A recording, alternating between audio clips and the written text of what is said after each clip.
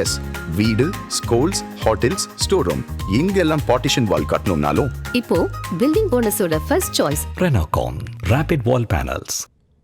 ஜம்மு காஷ்மீரில் குளிர்காலம் முடிந்தவுடன் மீண்டும் பயங்கரவாதிகள் தாக்குதல் நடத்த திட்டமிட்டுள்ளதாக உளவுத்துறை எச்சரித்ததை அடுத்து மத்திய உள்துறை அமைச்சர் அமித்ஷா காஷ்மீர் விரைந்துள்ளார்.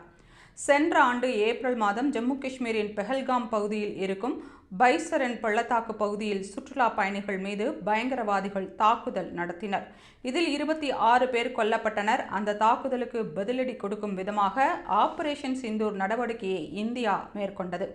அதில் பாகிஸ்தானின் முக்கிய விமானப்படை தளங்கள் தகர்க்கப்பட்டன. ஜெய்ஷ்-இ-முகமது அமைப்பின் பயங்கரவாத முகாம்கள் தாக்கப்பட்டதில் அந்த அமைப்பின் தலைவர் மசூத் அசாரின் நெருங்கிய உறவினர்கள் கொல்லப்பட்டனர்.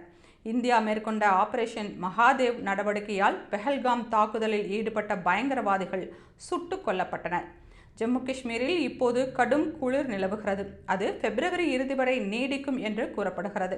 இந்நிலையில் குளிர்காலம் முடிந்தவுடன் மார்ச், ஏப்ரல், மே ஆகிய மாதங்களில் ஜம்மு காஷ்மீரில் மீண்டும் பயங்கரவாதிகள் தாக்குதல் நடத்த திட்டமிட்டதாக உளவுத்துறை எச்சரித்தது. இதையடுத்து மத்திய உள்துறை அமைச்சர் அமித்ஷா 3 நாட்கள் பயணமாக ஜம்மு காஷ்மீர் விரைந்துள்ளார்.